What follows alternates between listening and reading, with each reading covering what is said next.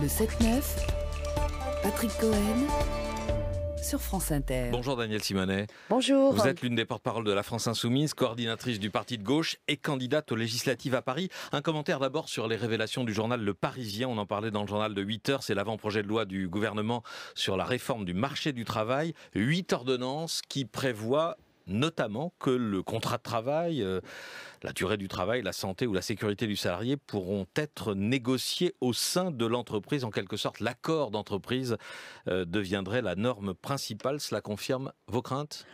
Oui, tout à fait. Et ça montre bien tout l'enjeu de ces élections législatives. Est-ce qu'on veut donner un chèque en blanc à cette majorité de M. Macron qui est déterminé à faire plaisir à M. Gattaz, qui lui peut être ravi, puisqu'on va aller encore plus loin dans l'inversion de la hiérarchie des normes qu'on est allé avec la loi El Khomri, puisque là, les accords d'entreprise peuvent être plus défavorables aux salariés d'un point de vue des salaires et remettre en cause les négociations salariales dans le cadre des conventions collectives, dans le cadre des branches.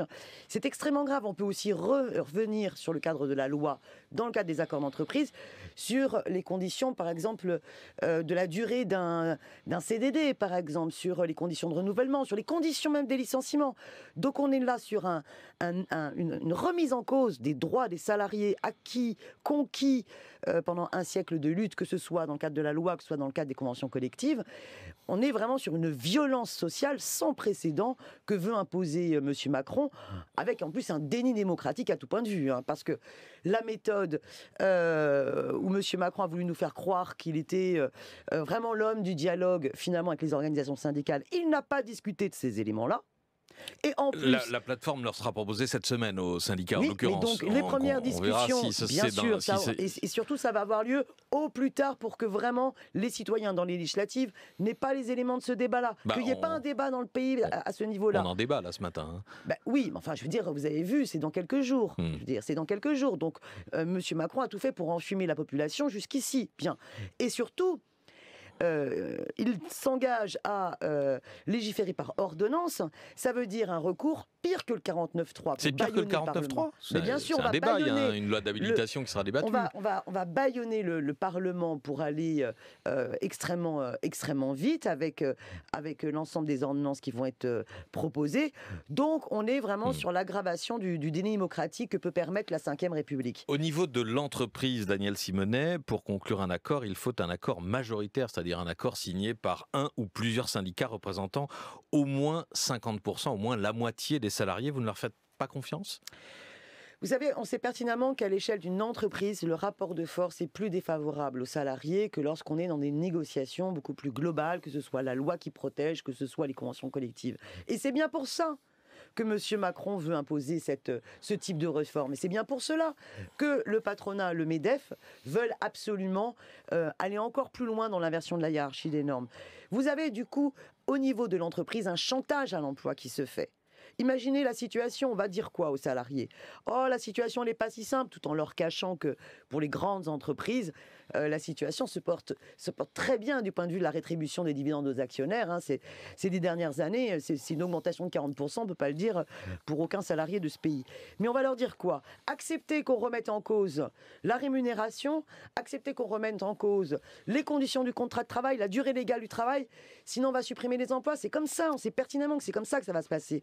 Et donc c'est à chaque fois le pistolet sur la tempe que les organisations syndicales vont parfois se sentir obligées de céder, avec en plus le risque, que va-t-il devenir ? Est-ce qu'on va leur permettre aussi d'avoir des référendums d'entreprise où là c'est tous les salariés qui sont face à eux-mêmes dans un rapport de force très fragilisé, parce que c'est toujours le patron, le dirigeant d'entreprise qui pose la question. On reviendra éventuellement sur ce projet de réforme avec les auditeurs d'Inter tout à l'heure. Juste une phrase, Monsieur Cohen. Vraiment, comprenez bien.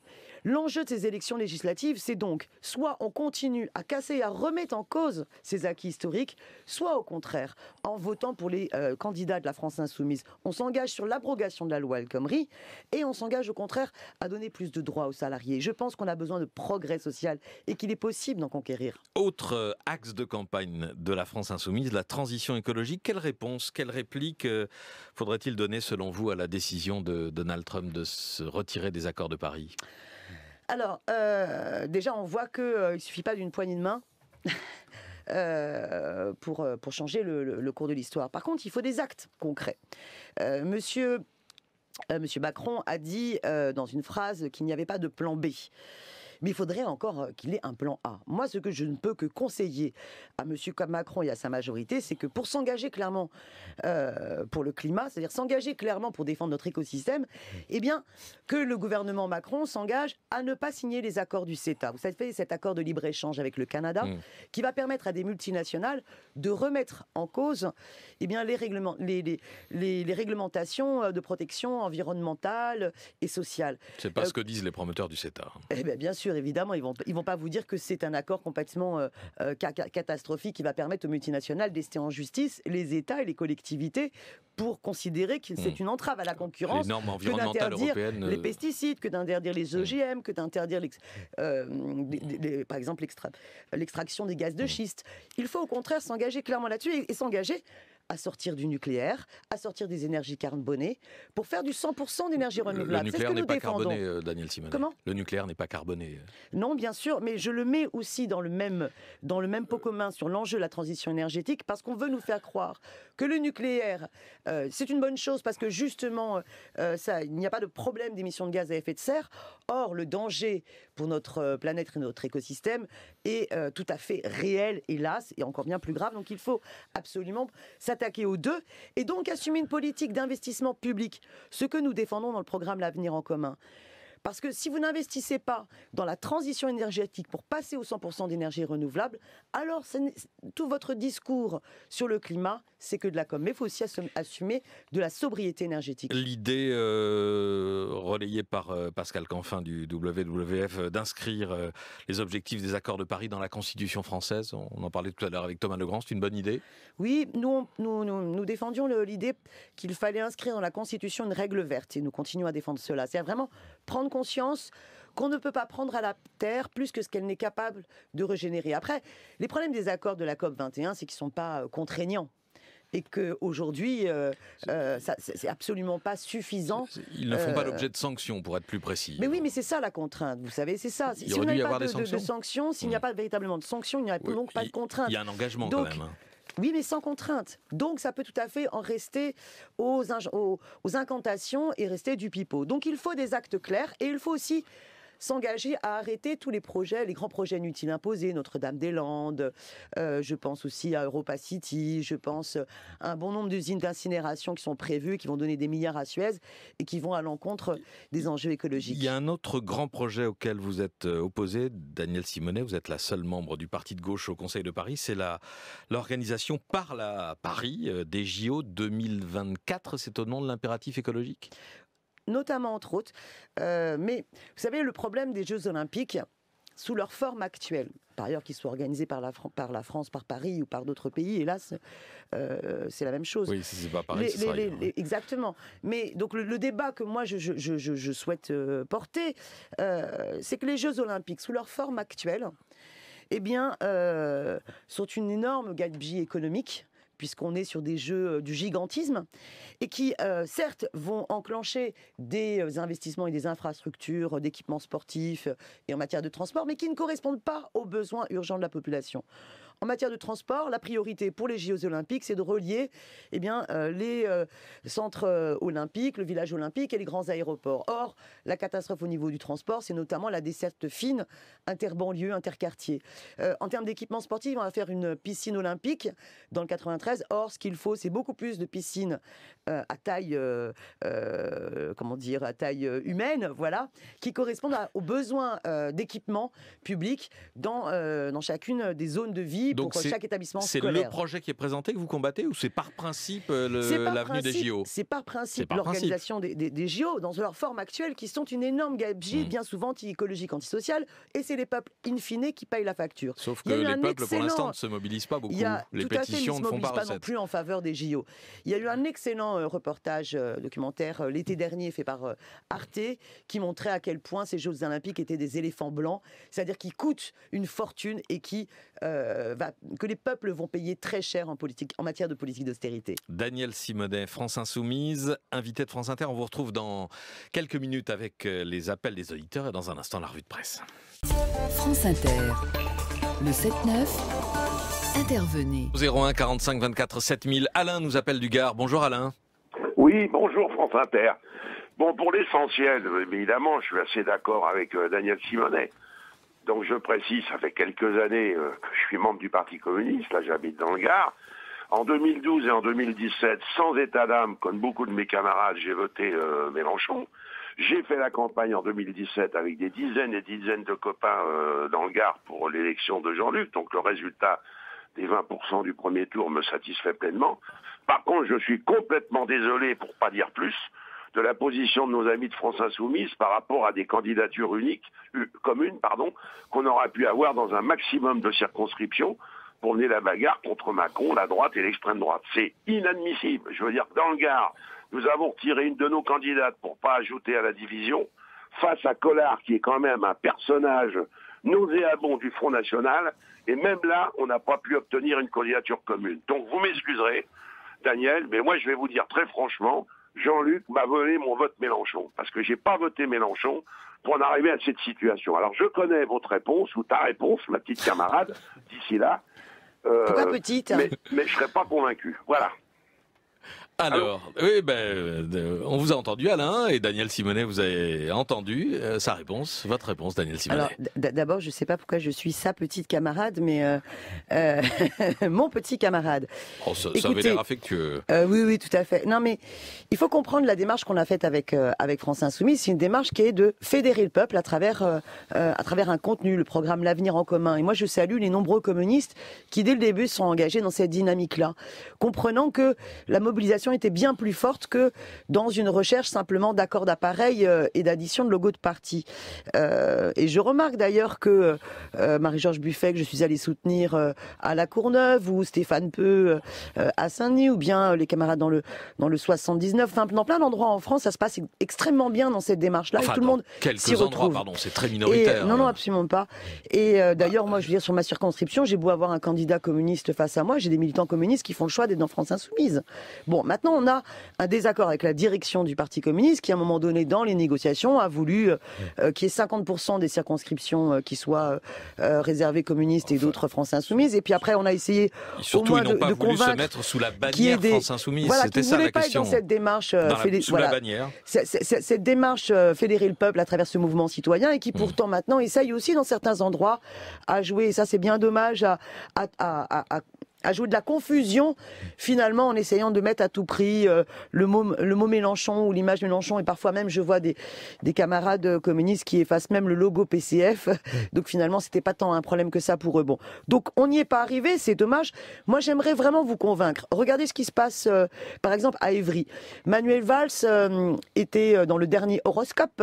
Il était promis à 30%. Alors, pour ne pas dire sondage, parce que vous avez tellement dénoncé les sondages, maintenant, à longueur de discours, vous parlez d'horoscope. C'est intéressant, n'est-ce pas ? Je décrypte. Et donc, la candidate France d'Inter. Insoumise, elle est à 26%, et le candidat du Parti communiste français, soutenu par Europe Écologie Les Verts, et ce qu'on appelle les amonistes, donc une partie du Parti socialiste, eh bien, n'est qu'à 6,5%. Donc on voit bien que la dynamique, elle est plus forte quand on est dans une démarche citoyenne où les partis et les forces politiques se mettent au service que quand on se met à se désister les uns pour les autres au dernier moment, même si, heureusement, on a réussi à le faire dans certains endroits. Et donc, je regrette, moi aussi, que les démarches n'aient pas pu aboutir plus, quoi.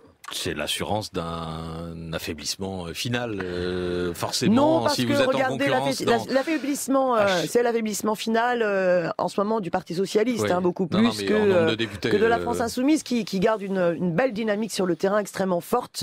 Et c'est plus le Parti communiste français qui est en difficulté.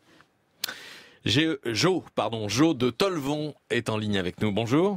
Oui, bonjour. Alors je précise d'abord que j'ai toujours voté à gauche, qu'il m'est arrivé de voter Front de gauche, mais que depuis le nini implicite de son dirigeant, je suis complètement écœuré, et je me dis comment Jean-Luc Mélenchon peut espérer rassembler ce qu'il appelle de temps en temps le peuple de gauche, même si maintenant il n'aime même pas gauche, comment il peut espérer rassembler des gens pour diriger la France avec un discours aussi clivant, voire méprisant, voire insultant. Et je pense évidemment à ce qu'il dit l'ancien ministre de l'Intérieur. De Bernard Cazeneuve. De Bernard Cazeneuve. Comment espérer gouverner avec des gens avec qui il faudra bien s'entendre s'ils commencent par les mépriser, voire les insulter? Merci Jo. Daniel Simonet. Alors, en aucun cas, la position de Jean-Luc Mélenchon le soir du premier tour était celle du nini. Jean-Luc Mélenchon, comme l'ensemble des candidats aux législatives de la France Insoumise, ont dit la chose suivante. Pas une voix pour le Front National. Pas une voix pour le Front National. Donc ça veut bien dire ce que ça veut dire. Ben non, justement, nous avons ça été. Ne veut pas dire ce que ça veut dire. Si, monsieur. On a toujours été la force la plus engagée dans la lutte contre le Front National, contre l'extrême droite, et on a dit pas une voix pour le Front National. Laissez-moi finir. Laissez-moi finir. Allez-y. Par contre, ce qui est important pour nous, c'est de respecter. Vous avez celles et ceux qui pensaient qu'il n'y avait pas de risque d'élection de Marine Le Pen et que ce chantage au vote utile, ça suffit, et qui préféraient s'abstenir et voter blanc. Et il y avait celles et ceux qui pensaient qu'on n'a aucun risque à prendre et qu'il faut à tout prix empêcher le Front National de l'emporter et donc utiliser le bulletin de vote Macron. Mais je vais vous donner un exemple. Vous étiez de ce côté-là ? Moi, j'étais du côté de celles et ceux qui pensaient que le respect de l'intelligence collective de l'ensemble de nos électeurs fait que nous ne devons pas donner de jugement entre celles et ceux qui pensent qu'il faut s'abstenir et voter blanc et celles et ceux qui pensent qu'il faut prendre un bulletin de vote. Vous étiez de quel côté, Daniel Simonet ? Je viens de vous le dire. Non, vous avez voté. Non, je ne sais pas. Je viens de vous dire que pour moi, ce qui était important, c'est de respecter justement les deux composantes. Et donc, dans ces cas-là, quand on respecte les deux composantes, on n'a pas à dire. Vous étiez de quelle composante ? C'est ça ma question. On n'a pas à dire pour qui on a voté. Ah bon ? Parce qu'on estime qu'on ne doit pas porter un jugement entre celles et ceux qui ont voté blanc. Un personnage public, homme ou femme politique, ne doit pas dire pour qui il a voté. Ça vous perturbe, mais c'est comme cela. Je vais vous donner un autre exemple. Les gens qui sont laissez-moi parler si ça vous intéresse. Non, mais Daniel Simonet, vous ne voulez pas dire pour qui vous avez voté au second tour de la présidentielle. Non, et alors, vous savez quoi ? Vous savez, depuis le deuxième jour, depuis le lendemain du deuxième tour de l'élection présidentielle, un certain nombre de journalistes sur France Inter et sur France Info, à chaque fois que j'y passe, me repose la question. Donc faites pas comme c'était une surprise. Faites pas comme c'était une surprise. Mais je vais donner un exemple. Je vais vous donner un exemple. Une curiosité. J'ai mené une bataille extrêmement importante au niveau des taxis, contre l'ubérisation de la société.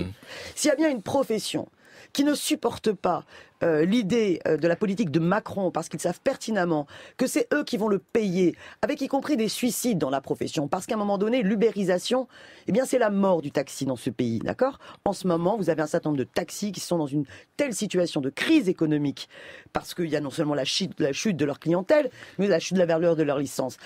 Un certain nombre de taxis étaient tentés par le vote extrême droite. Le travail qui a été fait au niveau des taxis, les a amenés à utiliser vraiment le vote de Jean-Luc Mélenchon pour aller à l'encontre de l'ubérisation. Mais quel crédit de leur dire maintenant votez Monsieur Macron. Or, pour toutes ces hommes et femmes taxis, ça a été bien plus utile pour eux de voter blanc ou abstention, et au moins la parole qui était de dire pas une voix pour le Front National faisait en sorte que des secteurs qui vous convenez que c'est une évolution quand même pour une partie des secteurs arrachés à l'extrême droite. Est-ce que vous convenez juste que c'est une évolution ? Oui, tout à fait. C'est une évolution pour vous qui avez commencé à militer sur le manifeste contre le Front National. Et je serai toujours. Vous savez, la semaine dernière, on a fait une grande action au niveau de France Insoumise contre l'extrême droite. Moi, je constate une chose. La semaine avant le premier tour, nous avons été la seule force à lutter contre l'extrême droite. Le Parti socialiste, Monsieur François Hollande, leur obsession, c'était de faire du Mélenchon bashing. C'était de dire Monsieur Mélenchon est un dictateur. Nous sommes maintenant à la veille du premier tour. Nous sommes la seule force qui a refait toute une campagne contre le Front National, programme contre programme. Et juste pour les législatives, sur le terrain. Mais pour les législatives entre les deux tours. Et là, à nouveau, on se retrouve sur du bashing. Ça suffit maintenant. Entre les deux tours pour les législatives, si la France Insoumise n'est pas qualifiée, est-ce qu'il y a une consigne ou pas ? Pareil. Selon les situations, nous ferons confiance à l'intelligence collective et nous demanderons aux insoumises et aux insoumises de pouvoir en débattre collectivement. Ne vous en déplaise, le respect de l'intelligence collective, ne vous en déplaise. Oui, je respecte celles et ceux qui n'ont pas utilisé le bulletin de vote Macron parce qu'ils estimaient qu'il n'y avait pas un danger imminent. Et je respecte celles et ceux qui ont utilisé le bulletin de vote Macron. Par contre, dans la durée et dans le temps long, la lutte contre le Front National, elle se fait en menant la bataille des consciences, en allant sur le terrain, en arrachant les électeurs disposés à voter FN à ces convictions-là et en les ramenant dans un autre attachement à l'intérêt général. Ce que ne font pas, les autres forces qui ont passé bien plus de temps à faire de la banalisation du Front National et de la diabolisation de Jean-Luc Mélenchon. Nous sommes la seule force qui avons arraché dans les secteurs populaires des voix au Front National. Débat collectif, ça veut dire débat national comme il y a eu après la présidentielle ou dans chaque circonscription? Alors, nous n'avons pas encore déterminé les modalités, mais moi je sais qu'en tant que candidate sur la 6e circonscription, alors certes, Paris, je ne suis pas confrontée à ce problème-là, mais pour moi il est évident qu'il faudra une assemblée de circonscription entre les deux tours, même si moi ma situation elle est particulière, parce que je pense non seulement que je serai au 2e tour, mais qu'en plus je peux l'emporter. Oh là là, n'en dites pas plus, parce que sinon on va avoir, vous êtes combien, une vingtaine au moins de candidats? On est 26, mais vous verrez. Voilà, on peut pas tous les inviter. Donc, et ça aurait une valeur indicative ou impérative? Ça n'a jamais de valeur impérative, ça n'a aucun sens. D'abord parce que quand bien même vous le souhaiteriez, ça ne fonctionnerait pas. Aujourd'hui, ça peut déterminer une consigne de vote. Non, il y aura pas de je pense que les consignes de vote, ça ne veut strictement rien dire. Les citoyens ne sont pas des petits soldats au garde à vous qui attendent des consignes. Donc moi, je préfère faire confiance à l'intelligence collective. Et on a eu entre les deux tours comme ça des débats passionnants. Et dans la rue, parce que ces débats-là, nous les avons menés, moi je me souviens, sur la place Jean Ferrat, place du métro Ménilmontant, où on amenait les uns et les autres à exprimer leurs arguments. Pourquoi est-ce qu'il fallait utiliser putain de vote Macron? Pourquoi pour d'autres il fallait s'abstenir?